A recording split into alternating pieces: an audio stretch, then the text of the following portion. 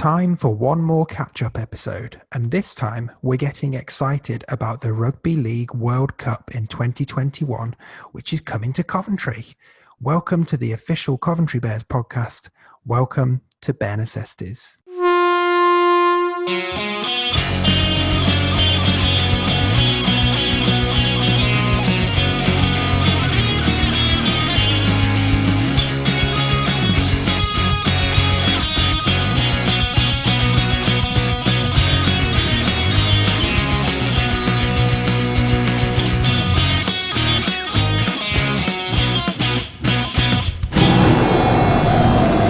Yes, welcome back to Bear Necessities, the official Coventry Bears podcast. We live at coventrybears.com and we are very happy to be back here again on the microphone. I'm one of your hosts, Dave Musson, and joining me as always is my co-host and former Bears fullback, Craig Cathcart. Craig, how are things? I'm good, mate. I'm good. I've had a few days off work. I haven't done anything particularly special, a bit of a staycation. The weather hasn't been great, but I had a fair few good days out, so feeling a bit more refreshed now for the busy weeks ahead in work. Nice. So in this final catch-up episode from us, we've got the last part of our interview with Bears Director of Rugby, Alan Robinson, to bring you. And this time, as I mentioned in the intro, we're talking all things Rugby League World Cup. Now, that means, of course, the Australia v Scotland men's match that's happening at the Ricoh Arena next October, but also the legacy the tournament could leave on our region. So let's get right into it. Here's Alan. For the final part of our chat then, we're going to talk about that little thing on the horizon for next autumn that is the Rugby League World Cup. So we now know that the Ricoh Arena is going to be hosting the men's Group B match between Australia and Scotland. I mean, the reigning champions and a UK team, you must be really pleased with that as a match to bring to Coventry. Yeah, absolutely. I think with the Australians, obviously, you can't get much better than that. Reigning champions, all the big stars of the NRL. And it's, I think it's perfect really, because what it opens up is that opportunity for people to come and see, if they don't know anything about rugby league, they can come and see a game that'll have those big stars, but also you got a home nation, the passion of Scotland, a real passionate Celtic nation in there as well. So if you're a rugby fan or someone that goes to big games, a bit of a big game hunter, that's a perfect game for you. So I think being in the Midlands, being in the West Midlands in particular, it's really good transport links. It's really easy to get to and accessible, the Ricoh Arena. So I think it's really good, and we couldn't have asked for any better than that, really. And I know you've been working very closely with the World Cup team and the local council on this, and you've probably been privy to things before they've been made public. I mean, has it been difficult to control your excitement around this? Yeah, it has been. I mean, we knew probably, obviously, there's things in play long before, but initially, we did know probably. I probably shouldn't say exactly the length of time, but we knew a little while before the game was announced. But everyone's sworn to secrecy, and it was a very small circle of people that did know. But obviously, that's something that you have to put things in place, and we had to put things in place for the right announcement. So the Rugby League World Cup have been very professional. They've been very, very thorough and very, very well organised in regards to the whole tournament and what they've been doing. So I think a lot of the credit goes to them. It's been great working with the local council. They've been privy to this from, I think it's probably a year ago now, when I sat with Mark Lovering from the RFL and the council, the city council, just in relation to the fact that the Ricoh had been announced. It was quite a while ago. It might not have been a year, but it was a long time ago. And obviously there's a lot happened since. So it's really good to be able to get it announced. It's really good that it's got such a length of time now to build up to it. And I think that's the best thing about it. And, you know, the last time in 2016, it was a challenge, you know, because it was bonfire night, it was a Saturday night. It was a difficult evening for a lot of people to be able to attend, I think, from a local perspective. That perspective, you might not been necessarily been a rugby league fan, fully aware of it. So this time, you know, it's a Friday night, 7:30 kickoff, a little bit earlier in the autumn, so it's sort of the end of October rather than you're getting into November. So hopefully the weather will be kind to us.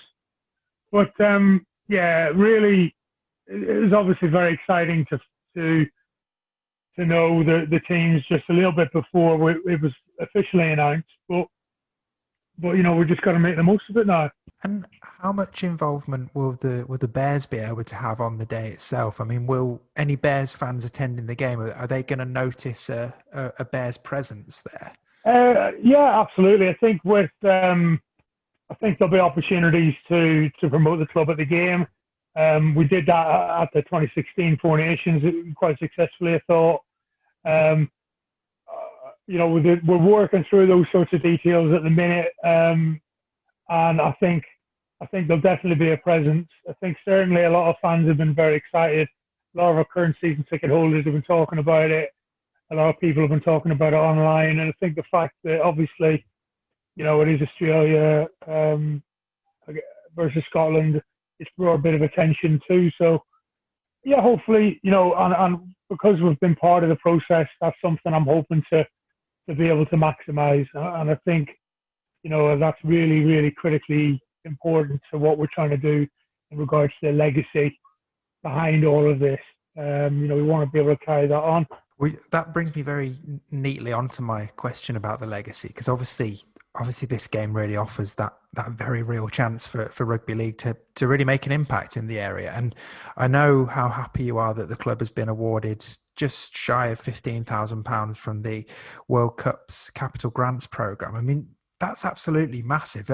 Can you just, for anyone who's not been following the story, can you just give a quick outline as to what that money is going to be used for and what it's going to be starting in the region? Yeah, so it isn't actually upfront money. What we do is we bid for that amount, but the amount of money goes towards kit and equipment for us to be able to start new activity in the community. So we're going to be setting up effectively 4 brand new satellite clubs within the local area. Those satellite clubs will have 4 age groups within each, from sort of 10s, 12s, 14s and 16s, all junior age groups. And the plan will be that over the next 12 months into the World Cup and beyond, will be that we develop those clubs into proper clubs that will be able to sustain themselves into the future. So, you know, that 15 grand gets us kit and equipment for every one of those teams within every one of those new clubs. So there's a huge amount of work to be done. It's a massive project. I mean, we spoke about the money's fantastic and the kit and equipment and everything, that's brilliant, but there's a lot of hard work to go into that. That doesn't come with any extra funding that you've got to put in place for, you know, coaching and getting volunteers in place to be able to deliver that project. So hopefully, you know, everyone's going to grasp that and get behind it and really buy into it, and that we can go to the right areas of the city and get the right buy-in from the communities and create that lasting legacy. And I know when this was announced, I mean, you said in the press release that you think this is the most ambitious project in the club's history, which I think is a massive statement considering all of the incredible things that the Bears have already done. But it really does underline the importance of it, doesn't it? Because what was the figure you're aiming for? So growing participation in the area by more than 250%. I mean, that's huge. Yeah, it's a big project. I mean, when you think about the fact that sort of 4 satellite clubs with 4 age groups within each, you're probably talking us engaging over, you know, probably a couple of hundred junior age groups in each one. When you kind of cut through all that, and then that sort of becomes teams, and you kind of cut through all the participation and things like that, and the competition that we hope to create, that'll be probably be a little bit less, but still, we're going to be touching a lot of people with rugby league, and really the sustainability of it's the tough part. You've got to be able to create those clubs, sustain them, and get the right people involved that will work behind the scenes, and all those sorts of people. That's the hard part when it comes to community. I think a lot of people that set up clubs in general, they've got all these fantastic dreams, and it's great to have dreams, and it's great to have big ideas for the future. But I think if we always look at it and think, well, if we can start off junior clubs successfully, those kids, those families, and everyone associated with them, over probably a number of years to begin with, are going to be very, very heavily involved in participation in the sport itself, in the Bears, in the club, immersing themselves in rugby league, and that helps them sustain it into the future. It's difficult, much more difficult when you're looking at a senior men's club or women's club or an adult team, because everyone's got wives and girlfriends and weddings and all these sorts of things to deal with in the summer, so you can participate and get involved in the sport. But when it's juniors, that's when you can engage them in the right way in the sport, show them the beauty of it. That's really when people kind of grasp it and hold on to it and then run with it. So that's what we're aiming for, and it is a huge project. There's no doubt about it. We've run very big projects before. We've run sort of 100 grand projects with Bears Fives and other participation and things like that. We've got a lot of participation on the go at the minute with tag rugby, but this is probably the biggest challenge that we've ever had, and it's because of that. It's because we want it to sustain. It's not just like you're running a project, you deliver it, and then it's great, it's added something. This is going to add something that can be a game changer for the Bears, and I think that's what we need. Yeah, I mean, it's got that potential to be that pathway in the Midlands that we've been crying out for, isn't it, really? You mentioned about volunteers, and I know there is some information on the Bears website about people who might want to volunteer their time for this particular project. Are there any particular skills you're looking for anyone who might be interested in volunteering? I always say when anyone asks me about volunteering, what do I need to do? Well, the number one thing is be able to contribute some time. And if people can contribute some time and they can add some value in anything really, from being able to help manage one of the teams, being able to put yourself forward to potentially coach one of the teams. We are looking for those key people, but as well as that, you need all the other sorts of people as well. So there's always space for somebody. But the most important thing is really people being able to give up their time and it not being a huge chore to be able to sort of, train people into certain things. We want people to learn and come on a journey with us and to be part of something really big. And I think that's what's the exciting thing about it. It's not just maybe, volunteer for a couple of months and then it's over. This is something we really want people to get involved in, and they can own it in that respect. People can get involved in a club, be part of it, and actually, be fully involved in the development of a new sports club, and that's what's really exciting about this. And those are the sorts of people that we want, from parents to, again, to wives and girlfriends and grandparents and anybody, that is associated potentially with sport, with rugby, with anything they want to see, do some good within the community. Those are the sorts of people we want involved, and if people come with the correct attitude to be able to make that difference, then I'm sure there'll be a really rewarding number of positions available for them. Great stuff. Well, I'm sure we'll be following closely that progress of that story over the coming months. So, but really exciting to see that taking shape, and looking forward to seeing what it comes out with. So, I guess just before we finish, going back to the World Cup, then, aside from the game at the Ricoh, are there any other matches you're looking looking to get to? Because I know ticket prices have been revealed now. Tickets go on sale for mailing list subscribers in September. Are there any you've got your eye on? Oh, there's quite a few. I'll be honest, I've been so busy at the minute, I haven't had that much time to think about it, but I know there's some really tasty games at some of the bigger venues towards the end of the competition. But when you got to look at some of the other group games, the likes of some of the games that's on in Doncaster, not really far from us. Obviously, some of the other home nations, some of the Ireland fixtures. I know Ireland are based up in Leeds, so I'll be really keen to probably try and get along to some of the Irish games. I'm just trying to enjoy the tournament, I suppose, in general.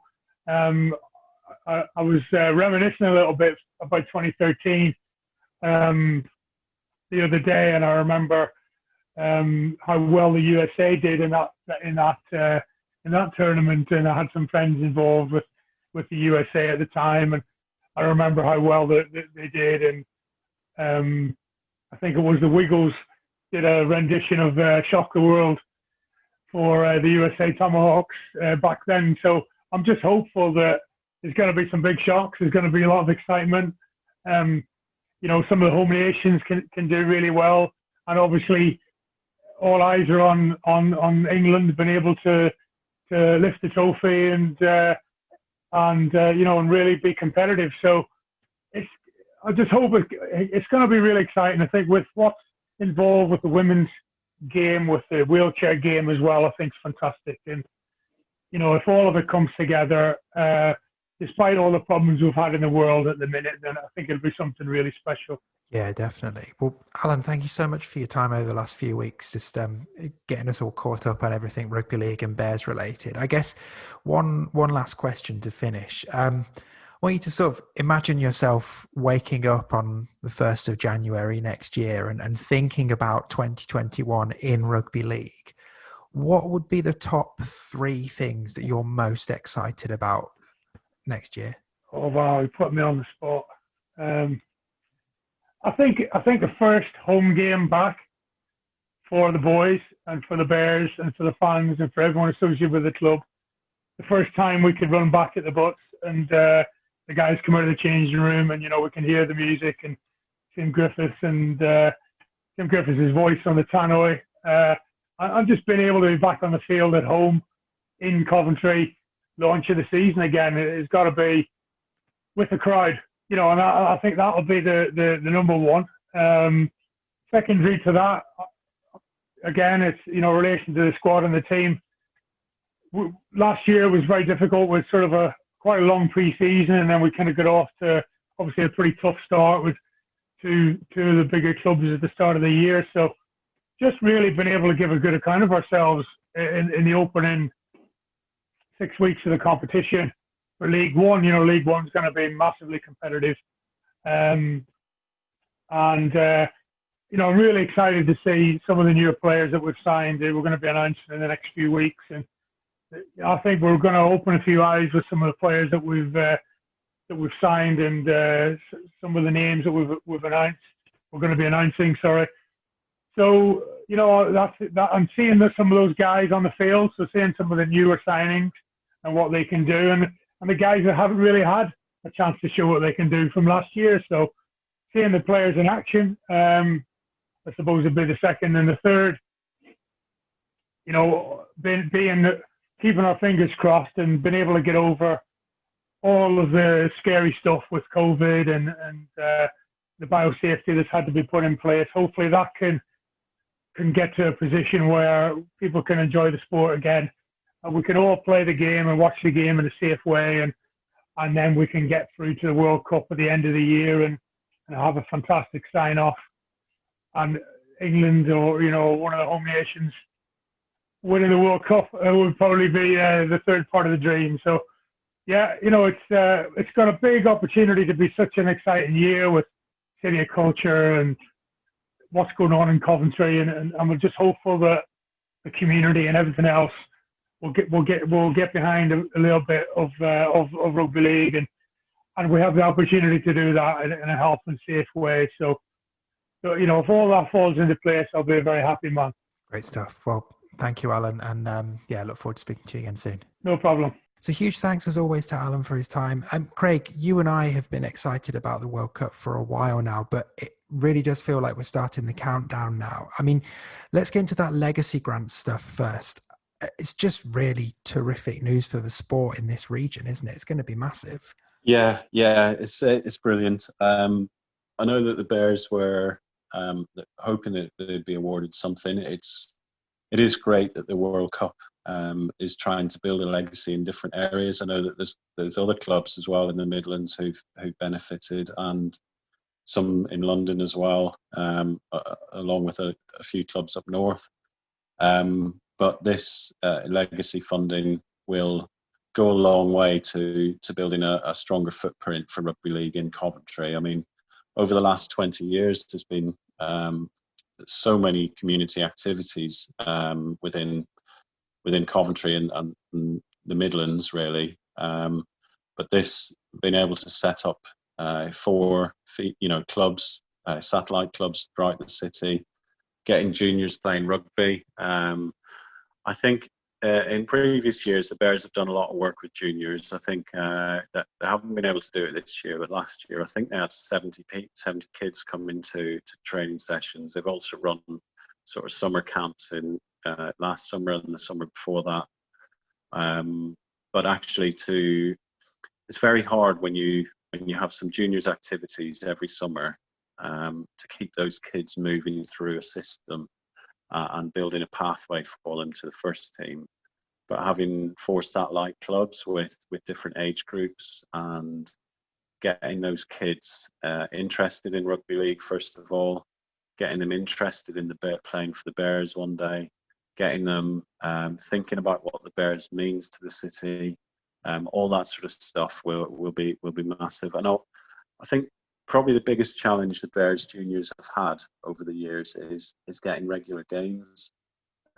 Frequently they have to travel quite far to get a game. There has been times when they've had to when they've gone to festivals of rugby and they've had to join with other junior clubs in the Midlands, mainly because it's quite hard to get a team of 13 to 17 youngsters to travel in the short window that you have over the summer.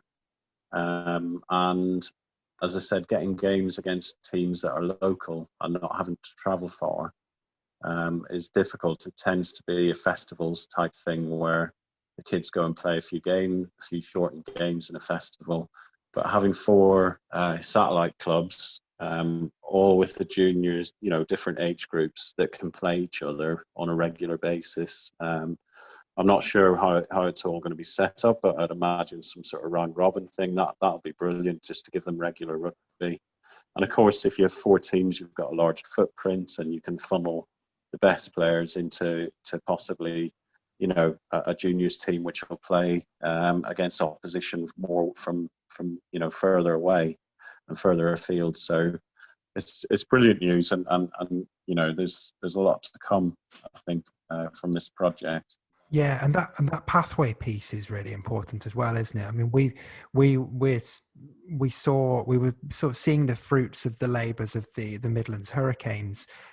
We've talked about that over the course of doing this podcast, and players like Jacob Jones and Hayden Freeman, for example, come to mind as players who have been able to take advantage of there being a pathway and getting all the way through to the first team. And it was really, really disappointing when the Hurricanes were forced to come to an end. So for this project to come in and sort of reinstate that pathway, it's massive, isn't it? I mean, I'm sat here recording with, a 1-year-old child who might one day play rugby. It's really exciting to think that by the time he gets to under 10s or whatever, those clubs could be really well established, and there could be so much more opportunities to play this code of rugby in this region. Really, really exciting. Yeah, and the Bears juniors have, there has been some that have progressed to the first team, but it is hard when, as I said, when you're doing it on a short window during the summer. I mean, there's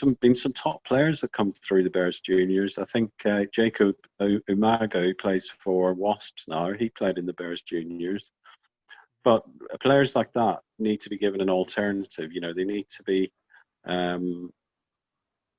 obviously for the kids playing, it's a good bit of fun, and it improves their skills, and they pick up, extra skills from playing rugby league. But what we really need is some youngsters coming in and playing through the juniors and loving the game and wanting to play rugby league.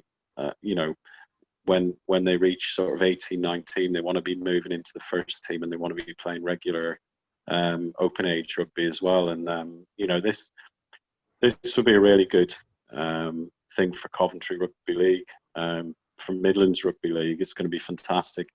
Not just as well from the players' point of view. One thing that makes rugby league strong in Coventry and has done over the years has been the number of really, really good volunteers. And I think having the 4 satellite clubs will open open opportunities for more people to get involved in the sport to volunteer and help with coaching and reffing and taking training sessions, all that sort of stuff. It's all really positive, and this could be the start of something big. I hope in 10, 20 years time we look back and see some players come through into the Bears first team. I'm hoping that we'll look back on this and see what an amazing thing it was for the club. Yeah, definitely. We might need to set up our own podcasting academy as well, so we can bring through the next generation, so we're not still having to do it in 20, 30 years, because we might be a bit past it by then. Let's talk about the match itself then that's coming to the Ricoh Arena. We've mentioned it previously, but Australia, the reigning men's champions, against Scotland, that UK interest. We've both said before that it's a really good matchup. I mean, short of having an England game, which was never going to be likely for Coventry, there's not much more you could ask for really from that lineup. The reigning champions and a UK interest. It's going to be a really good Friday night under the lights at the Ricoh, isn't it? Yeah, it's about the best we could have hoped for, isn't it? Really. I mean, if you think Australia, current world champions, the best team that there's ever been, really. The best team over the last 30 years. They're pretty much untouchable. All of those brilliant NRL players that, and the NRL is watched by quite a few neutrals in this country, but to think that we'll have all those stars over playing at the Ricoh Arena is fantastic. And I think for a neutral coming along to the game to watch a game, they want to see the very top players. They want to see what it's all about. They want to see what the game of rugby league is all about. And you can't go far wrong than having the reigning world champions and by far the best team on the planet playing.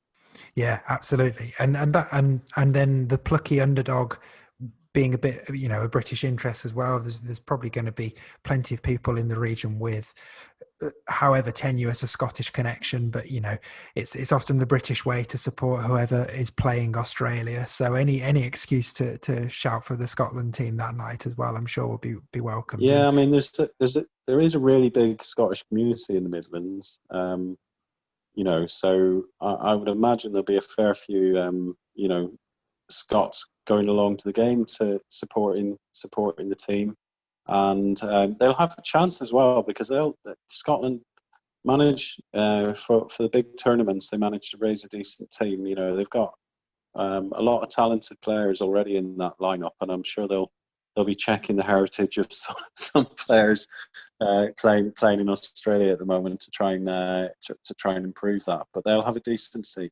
side. And what's also great about the game at the Ricoh is, and the tournament as a whole really is it's very accessible in terms of pricing. It's a far not wanting to pit it up against the Rugby Union World Cup, but when you look at the ticket prices for this tournament, it's a far cry from the sort of prices that you have to pay to go and watch the other code of rugby.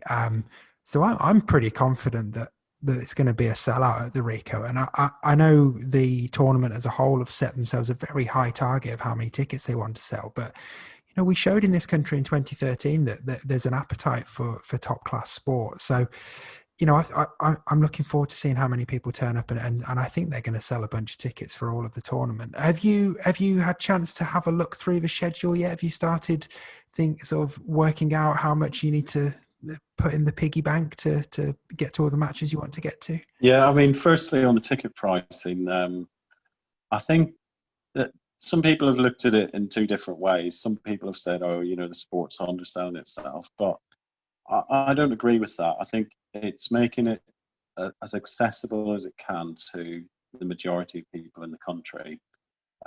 This is not about. This is about putting on a World Cup that people can and want to come and see. And if you want to get an expensive ticket, by all means, they're available. But to set out, in each match, a number of tickets that are affordable for most people, that for me is brilliant. And I think what we'll see is that people will go to multiple games. And that's the first thing that I thought when I saw the the ticket pricing. I thought, oh, actually, I might be able to go to a few more games than I thought now. And I'm a bit of a nerd like that. I've had a look at the schedule, and I've written down. This is very much aspirational. It's based on availability, and hoping that my wife doesn't kick off too much. But this is what I've written down, and actually this is missing a few games that I wouldn't mind seeing as well. But the whole thing's going to be televised on the BBC, I believe. So anything that I miss, I'll be watching on TV. But the scheduling is pretty good. I have to say, I think it was it 2013 or the one before that. The way that was scheduled, you could pretty much, if you had a car and you could drive, you could pretty much go to every single game. Yeah, this one's a bit trickier, but I've thought, so the first game I'm probably going to go to, I'm going to go and try and see most of the Ireland games. And I did want to catch a Jamaica game. I think that's just a tremendous story. A small country like Jamaica getting to the World Cup finals. You don't think of them as a rugby league playing nation, but actually they've got quite a developed local league, and it's played in schools there. It's a really fast-growing sport in Jamaica. The head of Jamaican Rugby League, Romeo Monteith, is like huge over there in terms of rugby league, and he's hugely ambitious about what they're going to do in the future.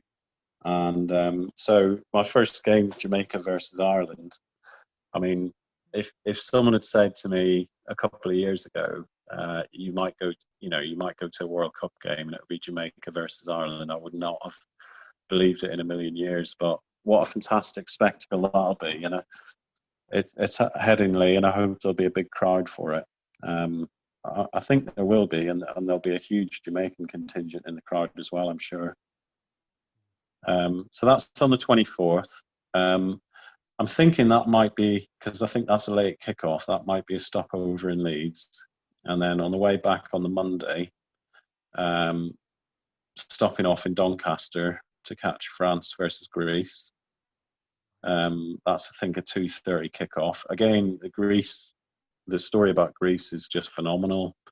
They do play rugby league in Greece. There's a number of club teams, but when they were in qualifying for this World Cup, they were effectively banned from playing it in their own country due to a bit of a coup where I understand the Rugby Football Union in Greece had pressured ministers there to ban rugby league, so they couldn't even play rugby league in their own country. They had to play home games in London, and they beat some good teams along the way to get to qualify. I mean, it's just an amazing story, and I hope that again, it's a country with lots of potential, and things will hopefully really take off there in the next few years following this World Cup journey. So anyway, next game, I'm trying to do mostly weekends, I think, but the next game that looked interesting, obviously, is Friday the 29th of October, the Ricoh, Australia versus Scotland. Got to go to that. I think I might book the day off work so I can have a few drinks during the day before that game. Then the next game, I'm going to try and do the next Ireland game, which is October the 31st. Lebanon versus Ireland. You gonna go in Halloween fancy dress, or? I might. I might struggle to get to that one because I've got a young daughter who might want to go trick or treating, but I'll see what I can do. But yeah, I mean, this is what Lebanon's third World Cup.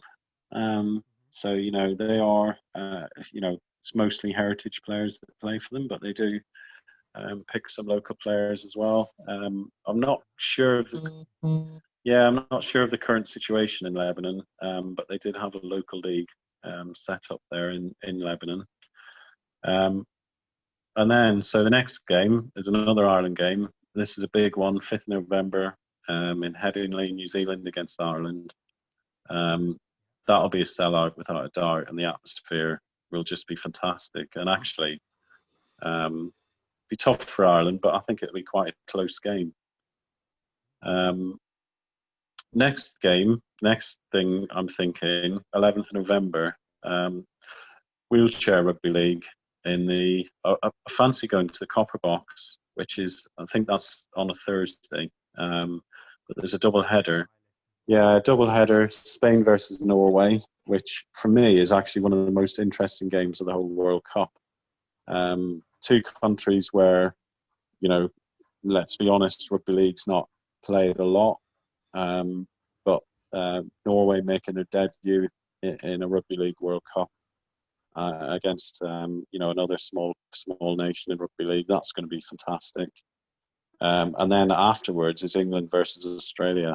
So that's just a brilliant double header, and I think it'll be again that I think that'll be pretty much a sellout.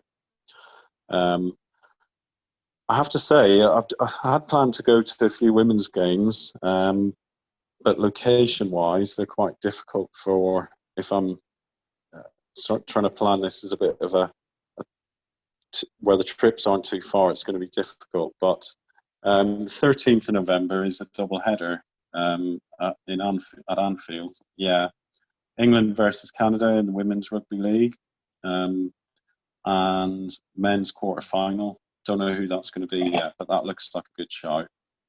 And possibly a stopover in Liverpool that night as well. And then the 20th of November, this I think is a definite for me. One of the semi-final in the Emirates. That's on my list as well. The first time a sport that isn't football will have been played at that stadium. Yeah, and I can easily see that being a sellout. That'll be just fantastic. Looking at the draw, it looks very likely that it could be England playing there. So an England semi-final at the Emirates in London, it's just going to be fantastic. And then obviously the next up is the finals, 27th. You've got the men's and women's finals played as a double header. I mean, that's going to be fantastic at Old Trafford. Just a very good schedule. As I said, there's plenty of other games that I would like to try and fit in. I think Doncaster, I would like to pop up there because it's probably the closest ground that we've got. So it's actually not too bad a drive. It's quite a short drive to get up there, so I wouldn't mind that. I think scheduling wise, there's some really great stadiums, some really great games. It's been very well organised. I would have liked to have seen the games spread out more over the country. I really would have liked to have seen some more games in the south, some more games in London, and I think there was a couple of games at the last World Cup. There was one in Bristol that did really well, sold out.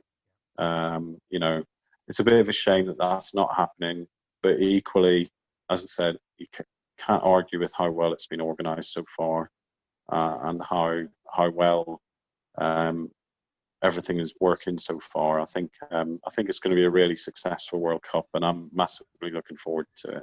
Yeah, and that schedule you've put together sounds like a very good one. I might well have to join you for some of those. I'm definitely keen on the wheelchair side of it. I remember watching the last wheelchair World Cup. They streamed it all on YouTube, and I watched most of those games, and that was great. Yeah, I'm also thinking potentially going to some of the Sheffield World Cup wheelchair games because we have family in Sheffield as well, and it's £10 for a double header on the Sheffield wheelchair matches, which is ridiculously good value.